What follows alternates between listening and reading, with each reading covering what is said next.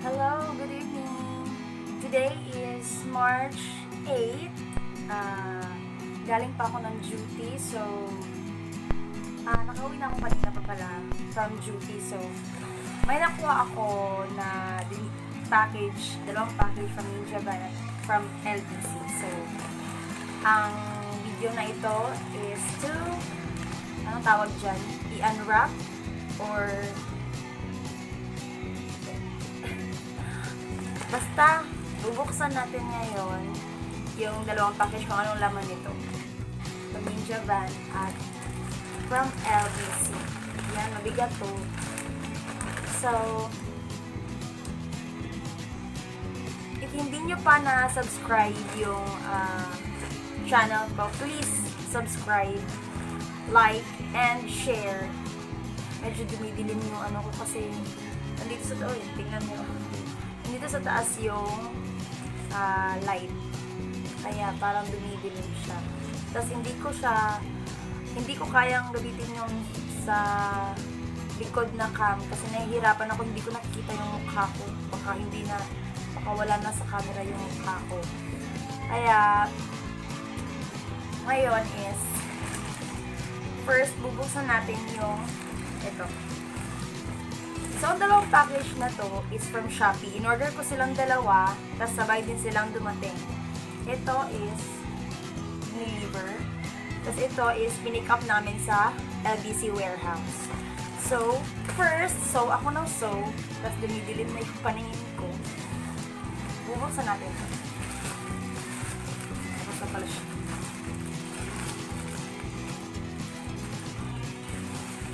Bags. Dalawang bag.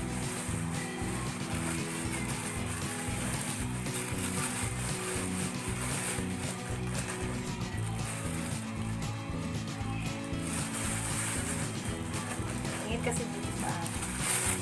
Yan.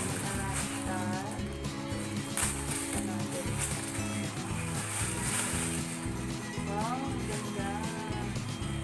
Para siyang velvet bag.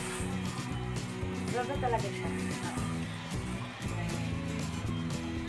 So, diba? Ang ganda. Backpack siya, backpack. Wow, ang ganda. May pa ganito pa. Diba? Ang ganda niya. Favorite color ko, maroon. Mas maganda yung loob niya, hindi yung hindi siya yung parang cheap na para siya. Hindi ko alam, di ko ma-explain mo ano. Tapos may divider siya sa loob. Hindi ko makita kasi mabili. Yan, ito. Tsaka, yan. Yung front pocket niya.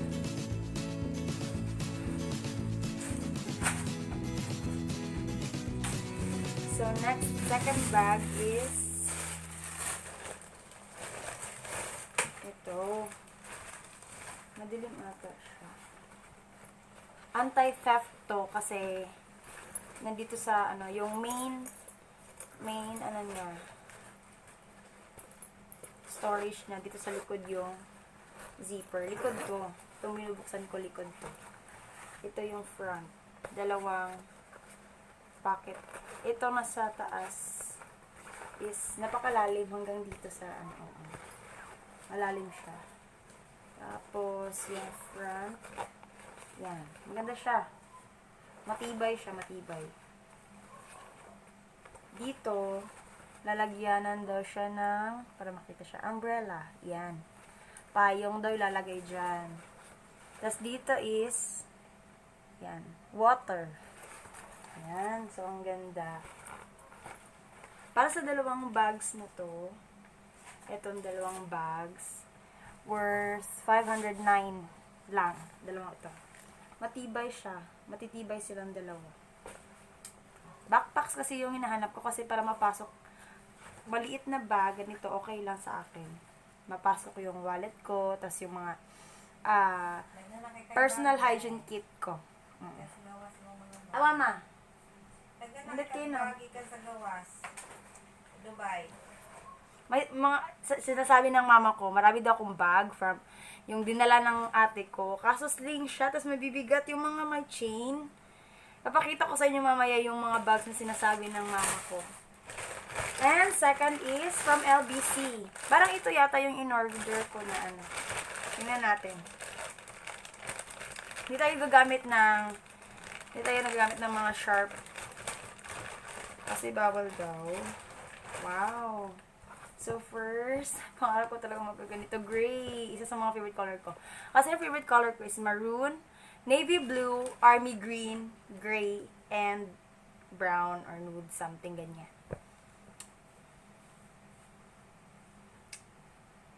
Yan. Ganda. Hindi na mangingitim yung ano ko, yung noo ko. Yan. So, mura lang ata to. Parang, hindi umabot ng 100 to. Nabili ko sa Shopee. Next is, ito yung laman. Pala. May nilagay siyang mga laman. Naka-check siya. So, may in-order akong cap. Isa. Dalawang calamansi cream, kasoy cream, glutamansi cream with baking soda. Gusto kong i-try ito lahat. Tapos, itong cold wax. Itong cold wax, 4 na cold wax to. So, try natin. I-try natin. Tingnan natin. Ayan, nakaganito siya. Ayan, buksan na natin. Hindi lang pala ito yung first time na umorder ako sa Shopee. Madaming beses na akong umorder sa Shopee. Yung mga items ginagamit ko. At so far naman, hindi pa naman ako na-scam or naloko sa mga orders ko. Satisfied naman ako so far. Ayan. Okay, well packaged siya. Wala namang damage akong makikita kasi yan nasusok kaya nilagay nito. Okay, first is kasoy cream. Kasoy oil cream. Itatry ko to sa kulugo ko. Kasi may kulugo ako. Pero nawawala na siya.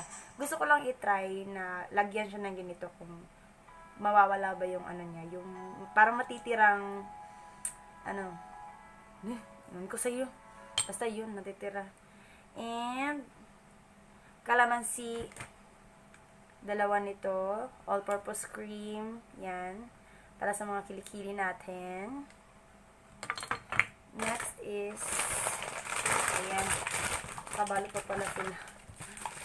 Tanggalin natin.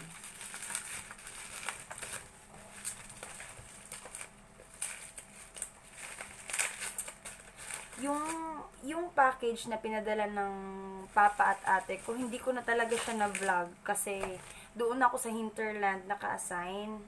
Tapos wala na akong time, tapos wala akong memory.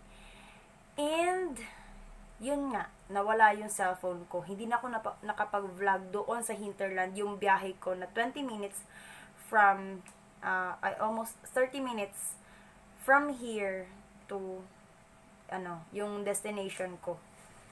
Yan. First is juicy apple na cold wax. Next is marshmallow. Puros cold wax to. Hindi to pagkain ha. Cold wax to. Mga flavor siya. Kasi nakapag-order na ako ng ganito. Tas okay siya sa akin. Effective siya sa akin. Kasi cold wax siya. Yung mga hair natin sa kilikili. Yung mga konting hair natin. Pwede nang isahan na lang yung pagtanggal niya. Hindi na yung ipupuller mo pa or isi-shave mo pa. And honey cold wax. The last is jelly fruit cold wax. Yan. Nadilim ba? Okay na siguro kung hindi na siya okay. Yan. And, 3 na yung natitira.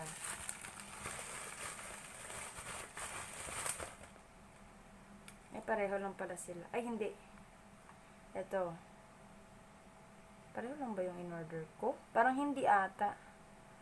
Bakit ayaw niya mag-focus? Yan. So, pareho lang yung apat. Bakit ganun? Pareho lang silang apat. Tingnan natin yung list na binigay niya. Ano yun?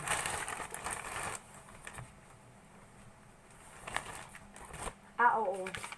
Apat na ganito yung in-order ko. Okay lang. Okay, sakto siya. And, so yun lang lahat. Ito. Tas 4 na cold wax. 2 bag.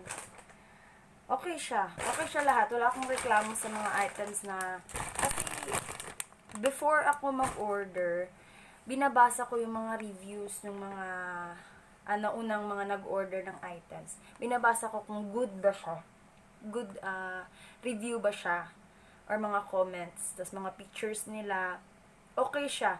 Kaya yun yung pinakasikreto kapag nag-order ka online. Huwag yung picture yung titingnan mo. Picture ng mga comments na dumating sa mga buyer na nauna sa'yo. Saka mo siya i-add to cart, saka mo siya i-check out. Kailangan mong i-compare din yung price sa ibang mga seller kasi may pinaka lowest price na maganda din yung delivery nila. Maganda din yung pagka-package nila sa mga items. And may mga mamahalin din na pangit yung mga comments nila, mga reviews ng mga customers nila. Excuse me. And be careful sa mga mumurahing mga items na nakalagay sa Shopee. Of course, Shopee kasi yung ginagamit ko ngayon. Na nakalagay na no ratings yet. So, para hindi ka mabigo or hindi ka madismaya sa mga online shopping, wag ka munang mag-order sa mga walang ratings na mga seller or mga items na wala pang ratings. Kasi wala kang background. Walang magbibigay sa inyo ng tip or something. So, okay naman. Okay ang online shopping talaga. Okay para sa akin. Kasi marami akong naririnig na mga comments na sa online shopping na na-scam daw sila or gano'n, naloko sila, hindi daw yung item talaga yung in-order nila yung dumating, iba yung dumating, ibang kulay, mga ganito, yung mga ganyang reklamo. So, nasa sa inyo din yun kung paano nyo malalaman na legit yung seller na o-orderan nyo. Okay yun lahat, okay lang. Basta alam nyo kung paano bumusisi ng isang seller at ng items.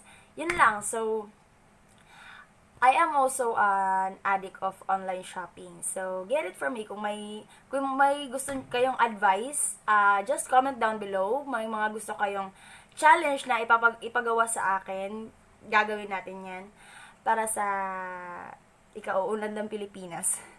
And don't forget to subscribe. Please don't forget to subscribe. At nakapag-desisyon na ako na mag-vlog na talaga ako. Kahit saan ako magpunta. Kasi nahihiya talaga ako. So, bigyan niyo ako ng lakas. Supportahan niyo ako. Ipapakita ko yung Iligan sa inyo. Kung gaano kaganda yung Iligan. Tapos, isasama ko yung sa trabaho ko yung mga estudyante ko. Kasi alam nila na nag-vlog na ako. Nakakahiya nga. So, thank you so much for watching. See you on my next vlogs. Sana supportahan niyo ako ulit. Thank you. Bye.